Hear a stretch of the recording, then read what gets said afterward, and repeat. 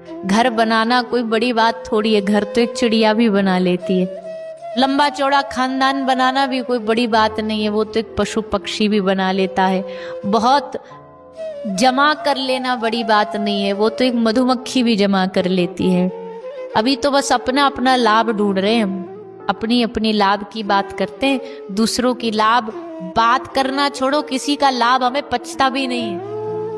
वो ज्यादा लाभ में प्रॉफिट में चल रहा हो ना तो सारी दुनिया लग जाती है उसको गिराने में कि अब देखो कैसे करे, पचता नहीं।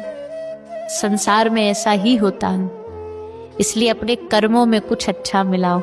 किसी की मदद करने की भावना ये कोई बिरले इंसान होते हैं जिनमें होती है।